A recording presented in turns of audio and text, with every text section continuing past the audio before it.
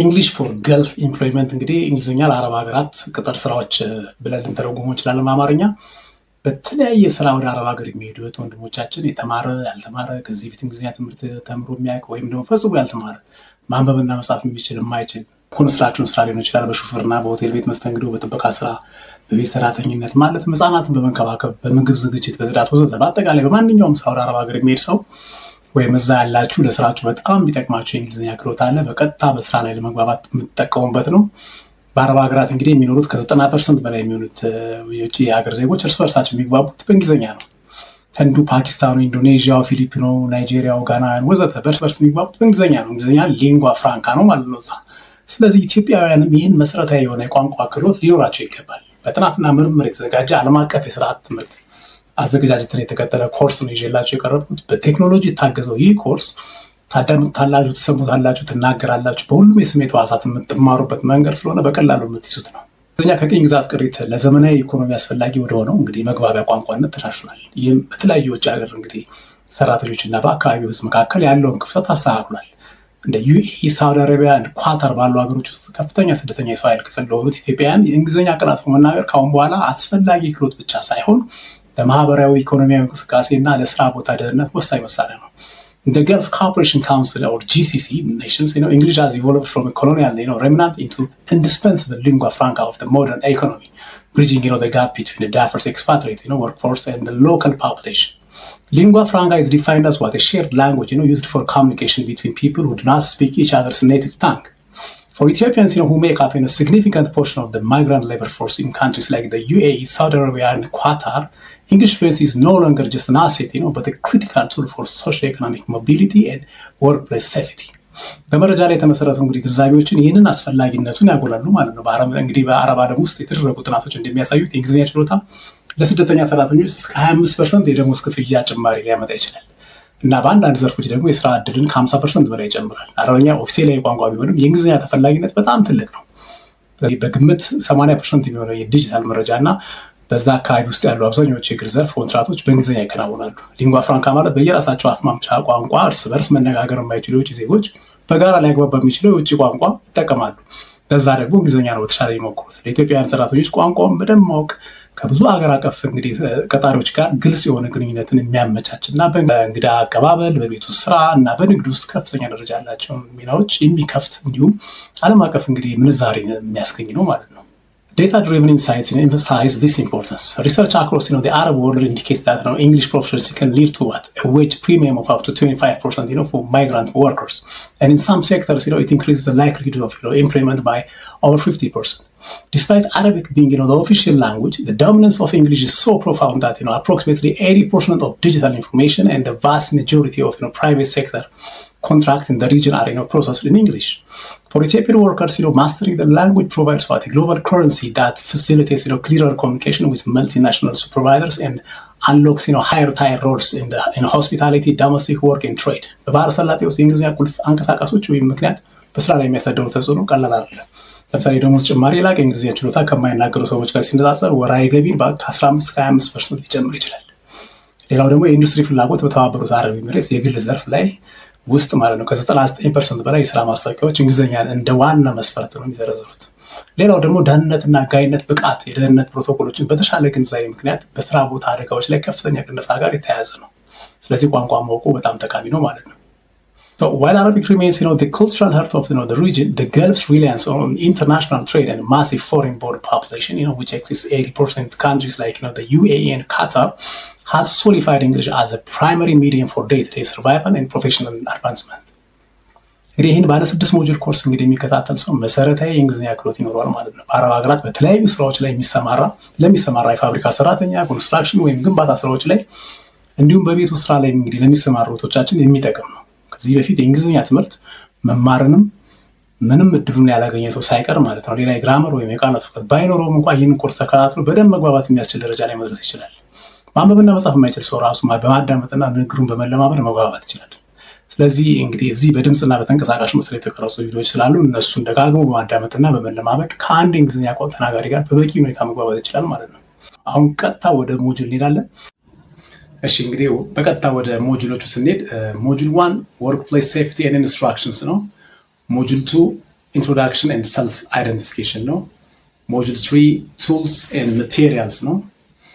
ሞጁል 4 ዴይሊ ላይፍ ኤንድ ሰርቫይቫል ኢን ዲ ገልፍ የሚል ርዕስ አለው።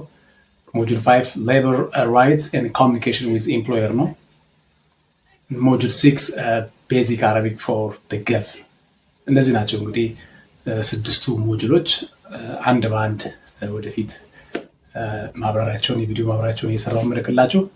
ስለዚህ ሁሉም ሞጁሎች እንግዲህ የሚቀርቡበት የማስተማሪያ መንገድ ወይም ዘዴ SLA ይባላል። ሰከንድ ላንጉጅ አኩዚሽን 4 ፌዝ ባለ 4 ደረጃ ያለው ፌዝ አለ። እሱን በመከተል ነው እና ትምህርቱን ከተከታተላችሁ በኋላ መነጋገር የሚያስችላችሁን ክህሎት ታገኛላችሁ ማለት ነው እንጂ ቋንቋውን ወይም ደግሞ የቋንቋውን ሕግ ብቻ አውቃችሁ መናገር የምትቸገሩ ከሆነ አይፈለግም። ስለዚህ ያ ሁኔታ ስለማይፈጠር በደንብ ተከታተሉ።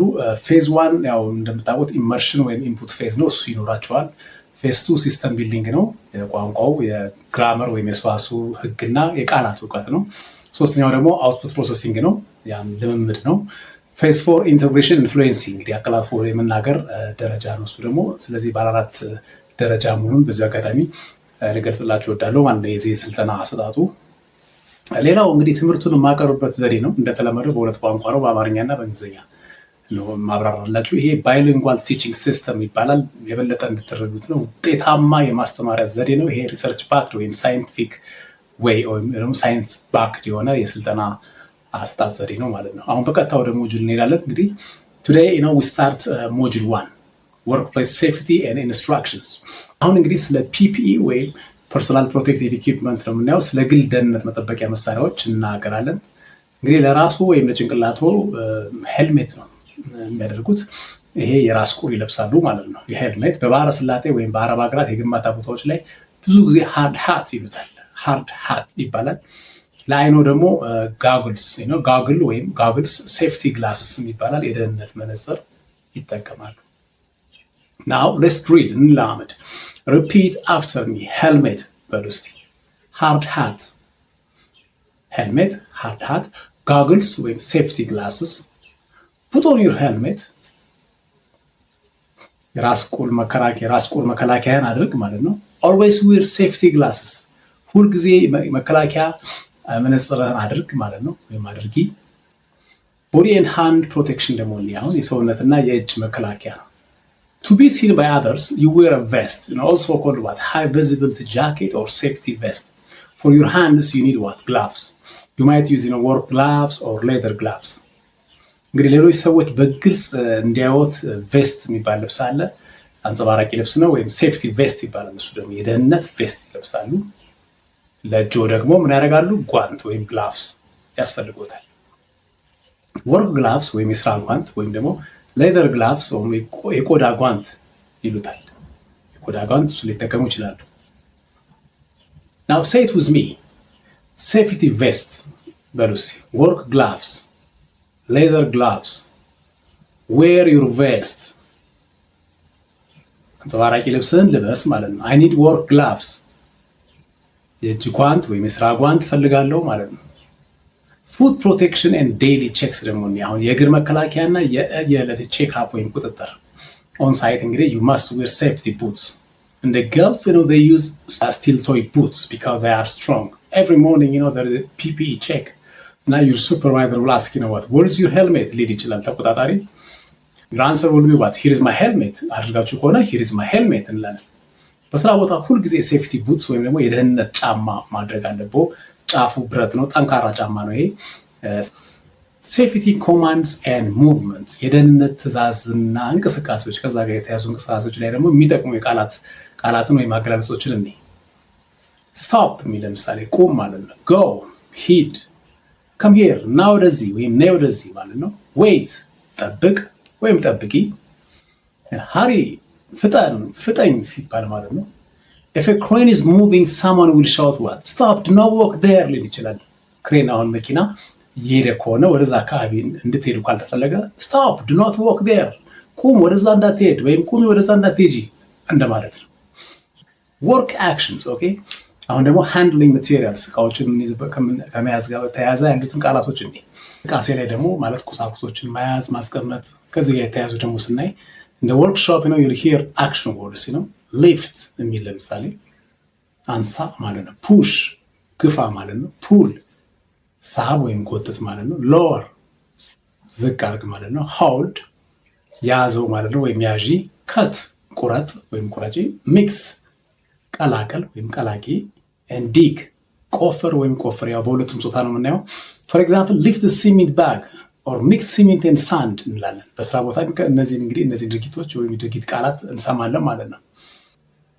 ሴፍቲ ኤንድ ፕሮቪዥን ሳይንስ እናያለን። ደህንነትና የክልከላ ምልክቶችን look at the colors, red means danger, okay, yellow means warning or caution.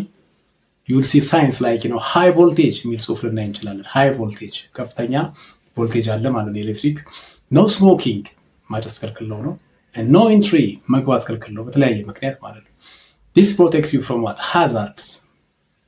ምልክቶችን በቀለማቸው መለየት እንችላለን። ቀይ ቀለም ዴንጀር ነው፣ ኦኬ አደጋ ነው። ቢጫ ደግሞ ዋርኒንግ ነው፣ ማስጠንቀቂያ ነው። ኮሽን ወይም ማለት ነው ጥንቃቄ ማለት ነው። እንደ ሃይ ቮልቴጅ ወር ከፍተኛ ቮልቴጅ። ኖ ስሞኪንግ ማጨስ የተከለከለ ነው። ኖ ኤንትሪ መግባት የተከለከለ ነው። እንግዲህ እነዚህ ምልክቶች ታያላችሁ ማለት ነው በጽሁፍ። እነዚህ ምልክቶች ከአደጋ ይጠብቋችኋል። ሃይ ቮልቴጅ፣ ኖ ስሞኪንግ፣ ኖ ኤንትሪ። አሁን ደግሞ ወደ ቪዲዮ የምንሸጋገርበት ሰዓት ነው። እንግዲህ now let's watch a dialogue, okay, between Dawit and Alamu. They are at a construction site in the Gulf talking about their safety gear. Pay attention to how they use these words, okay? አሁን በዳዊትና በአለሙ መካከል የተደረገው ውይይት እንመለከታለን። በደንብ እናዳምጥ በትኩረት እና በአንድ አረብ ሀገር የስራ ቦታ ላይ ወይም የግንባታ ቦታ ላይ ነው እንግዲህ ስለ ደህንነት መሳሪያዎቻቸው ሲያወሩ የምንሰማው ወይም እናዳምጠው። Stop. Everyone, stop what you are doing. Dawit, come here. Yes, Alemu? Look at your head. Where is your helmet? Here's my helmet. I was just about to put it on. Put on your helmet now. Then say it to me. Okay. I am wearing a helmet. Good. In English, we also say hard hat. Repeat after me, hard hat. Hard hat. Hard hat. Your hard hat is very important. If something falls from above, it protects your head. Understood? Yes, I understand. Hard hat is important. Now, what about your eyes? Do you have safety glasses? Yes, here. Always wear safety glasses. Not just carry them. Put them on. Always wear safety glasses. Good. Do you know the difference between goggles and safety glasses? Not really. Goggles cover your eyes completely. Safety glasses look like normal glasses but stronger. For heavy dust or chemicals, we use goggles. For most construction work, safety glasses are fine. Repeat. Goggles. Goggles. Goggles. And safety glasses? Safety glasses. Good. Now, where is your vest? Your high visibility jacket? I think it's in my bag. Go and get it. Hurry. Here. Put it on. Wear your vest. I am wearing my safety vest. In Gulf countries, they call it high-vis, high visibility. It helps other workers and drivers see you. Now your hands. Do you have gloves? Yes. Those are not enough for heavy work. You need work gloves. Leather gloves are better. Show me your palms. For now, put on your gloves. Say, I need work gloves. I need work gloves. Where can I get leather gloves? Talk to the storekeeper after the safety check. Now, your feet. Where are your safety boots? I am wearing them. They are steel-toe boots. Good. Show me the steel toe. Tap it. Steel-toe boots protect my feet if something heavy falls. Exactly. Now let me ask you the full morning check. Listen carefully. Where is your helmet? Here is my helmet. Where are your gloves? Here are my gloves. Where is your vest? Here is my vest. Where are your safety boots? Here are my boots. Are you ready to work? Good. Now I will give you some commands. You must do the action. Ready? Yes, I am ready. Stop. Good. Go. Wait. Come here. Very good. Now let's try work actions. Look at that pile of cement bags. Lift one bag. Yes, lift. Good.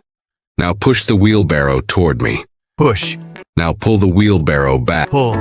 Now lower the cement bag to the ground carefully. Lower. Hold this pipe while I measure. Hold. Thank you. You can put it down. Now, look at that wooden board. If I say cut the wood, what would you use? I would use a saw. Good. But today we don't cut. Just remember the word. Repeat, cut. Cut. Cut. And mix? We mix cement and sand. Say, mix. Mix. Mix. And dig? Later we will dig a hole for a foundation. Say, dig. Dig. Dig. Excellent. Now let's walk around the site. I will show you some safety signs. What does this red sign say? DANGER. Danger. Yes. Danger means immediate hazard. Stop. Do not go near. What color is a danger sign? Red. Good. Now, look at this yellow sign. It has a black triangle. What does it say? Warning. Yes. Warning means potential hazard. Be careful. And sometimes you see caution. Caution means minor hazard. Still pay attention. Repeat, caution. Caution. Now this sign has a lightning bolt. What does it say? High voltage. What do you do when you see high voltage? Stay away. Do not touch. Perfect. This sign has a cigarette with a red circle and a line. What does it say? No smoking. Where can you not smoke? Near flammable materials. Near the fuel storage. Good. Also no smoking inside any building or near the gas cylinders. Now this sign says no entry. What does that mean? Do not go in. Maybe dangerous area. Exactly. And if you see no parking, what does it mean? Do not park the truck or car here. Very good.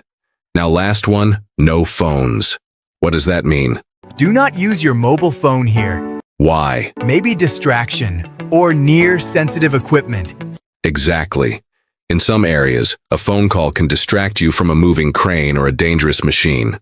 So, no phones. Now, let's do a quick quiz. I will say a situation. You tell me the command or sign. The crane is lifting heavy steel bars above your head. What do I shout? Stop. Do not walk there. Good. You are needed immediately at the other end of the site. What do I say? Come here. Hurry. Good. There is a wet floor near the mixing area. What sign should be posted? Caution. Wet floor. What do you do? Walk slowly. Do not run. Perfect. Now it's almost time to start work. One last thing. If there is an accident, someone gets hurt. What do? Report it immediately. Tell you or the site manager. Yes. Do not hide any incident. Even a small cut. Report it. Say, I have an incident to report. Good. And for a fire or emergency, what do I shout? Emergency. Help. And then, where do you go? To the assembly point. The safe gathering area. Excellent. You have learned a lot today, Dawit. Now go and start your work. But remember, every morning do your full PPE check. Say the words out loud. I will. Helmet, vest, gloves, safety boots. I am ready to work. Yes, you are. Now go. And be safe. Thank you, Alemu.